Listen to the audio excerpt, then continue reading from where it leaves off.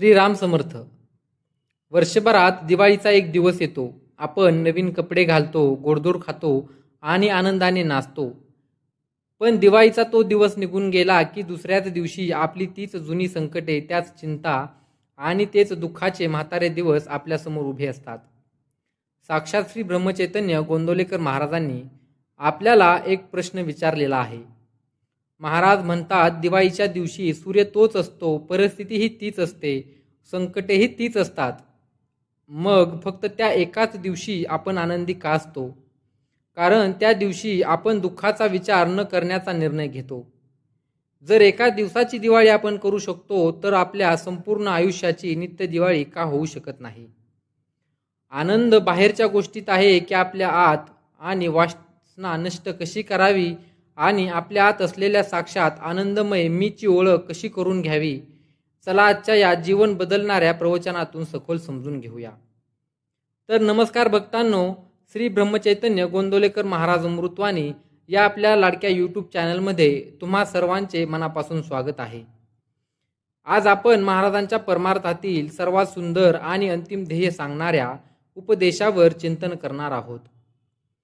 भक्तांनो, जगात प्रत्येक माणूस सुखाच्या आणि समाधानाच्या शोधात धावत आहे. माणसाला वाटते की मला ही वस्तू मिळाली, भरपूर पैसा मिळाला, माझे नवीन घर झाले की मला समाधान मिळेल. पण एखादी इच्छित वस्तू मिळाल्यावर खरोखर समाधान मिळते का? महाराज अत्यंत मार्मिकपणे सांगायचे, इच्छित वस्तू मिळण्यात कधीच कायमचे समाधान नसते. कारण एक इच्छा पूर्ण झाली की तिच्या मागून 10 नवीन इच्छा दारात उभ्या राहतात. जोपर्यंत हाव संपत नाही तोपर्यंत माणसाला समाधान मिळू शकत नाही. इच्छा पूर्ण करण्यात समाधान नाही, तर इच्छाच उरू न देणे यातच खरे समाधान आहे.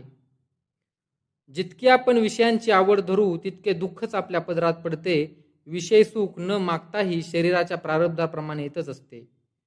मग जे परमार्थाच्या आड येणार आहे त्या विषयांची मागणी आपण देवाला का करत राहायची? आता प्रश्न असा येतो, मग आपण संसारात कसे जगायचे? संसारातील संकटांना आणि विषयांना कसे सामोरे जायचे? यावर महाराजांनी आपल्याला एक अलौकिक महामंत्र दिला आहे. माझ्या मागे साक्षात राम उभा आहे. महाराज म्हणायचे, जेव्हा तुमच्या मनात हा दृढ विश्वास असतो की माझ्या पाठीशी माझा रामराया उभा आहे, तेव्हा तुम्ही प्रपंचातल्या विषयात असलात तरी तुम्हाला भिण्याचे तीळ मात्र कारण उरत नाही. जसे एका लहान मुलाच्या मागे त्याचा बलवान बाप उभा असतो तर ते मूल जगातील कोणालाही घाबरत नाही, अगदी तसेच ज्याच्या मागे साक्षात परमेश्वर उभा आहे त्याला विषयांची किंवा संकटाची भीती कशी वाटेल? महाराज पुढे सांगायचे, नेहमी रामनामाच्या अनुसंधानात राहा. अनुसंधानात राहणे म्हणजेच आयुष्यात सतत सावध राहण्यासारखे आहे.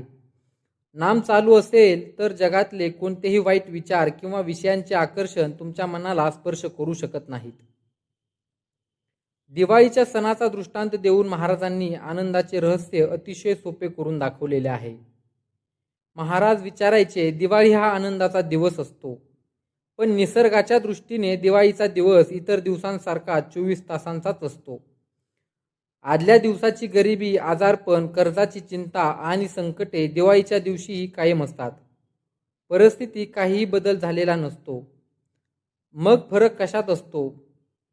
फरक आपल्या वृत्तीत असतो. दिवाळीच्या दिवशी आपण जुने दुःख बाजूला ठेवतो, उत्साहाने उठतो, अभ्यंग्य स्नान करतो आणि आनंदी राहण्याचा निर्णय घेतो. आपणच त्या दिवसाला आनंदाचा दिवस बनवतो. महाराज हसून विचारायचे, हे जर खरे आहे तर मग आपण दररोज आनंदी का राहू नये? आपण नित्य दिवाळी का साजरी करू नये? दिवाळीचा सण हा एक निमित्त आहे. सणाचा आधार घेऊन जर आपण आनंद करू शकतो तर मग जो साक्षात आनंदाचा सागर आहे त्या भगवंताचाच आधार घेऊन आपण नित्य आनंदात का राहू नये? ज्याचा आनंद कायम टिकतो त्याला रोजच नित्य दिवाळी आहे. भक्तांनो, विचार करा, साक्षात आनंदमय असणारा भगवंत आपल्या आतमध्येच विराजमान आहे, तरीही आपण रात्रंदिवस दुःखाचा आणि चिंतेचा भोग का भोगत आहोत? महाराजांनी याचे कारण अतिशय स्पष्ट शब्दात उलगडलेले आहे. आनंदमय भगवंत आपल्या आतमध्ये असून सुद्धा आपण दुःख भोगतो, कारण त्या भगवंताला प्रगट व्हायला आपण आपल्या आतमध्ये आडकाठी करत असतो. ती आडकाठी कोणती? तर ती आडकाठी म्हणजे आपला खोटा अहंकार आणि आपला खोटा मीपणा. आपल्या आतमध्ये दोन गोष्टी आहेत, एक म्हणजे साक्षात भगवंत आणि दुसरा म्हणजे हा खोटा मी. मी श्रीमंत आहे, मी हुशार आहे, मी दुःखी आहे, माझे कुटुंब इत्यादी. जोपर्यंत हा खोटा मी समोर उभा आहे तोपर्यंत आत असणाऱ्या भगवंताचा आनंद बाहेर प्रगट होऊ शकत नाही. आपण बाहेरच्या विश्वात आनंद शोधतोय, पण खरा आनंदाचा खजिना तर आपल्या हृदयात दडलेला आहे. मग या खऱ्या मीची ओळख कशी करून घ्यायची? तर महाराज अतिशय सुंदर मार्ग दाखवतात. इंद्रियांची गडबड शांत करा. आपले डोळे, कान, जीभ सतत बाहेरच्या जगात फिरत असतात. ते सतत विषयांची मागणी करत असतात आणि मन अस्वस्थ होते.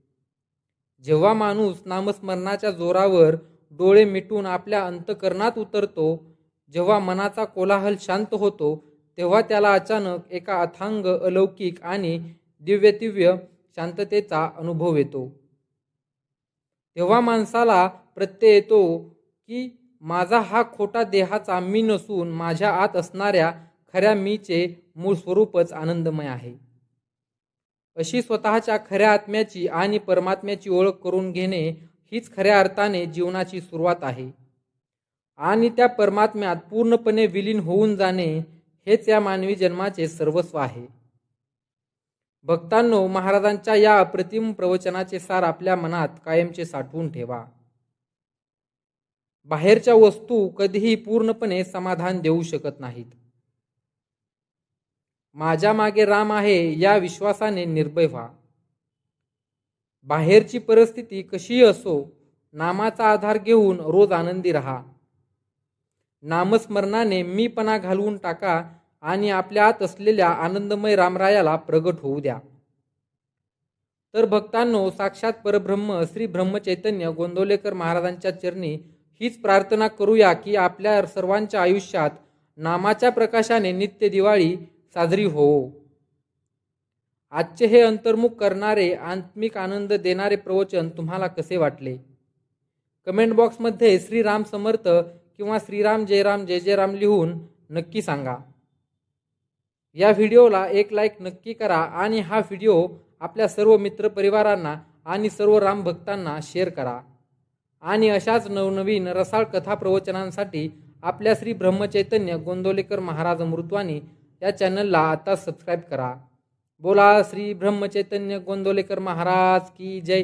साक्षात परब्रह्म श्री रामचंद्र महाराज की जय.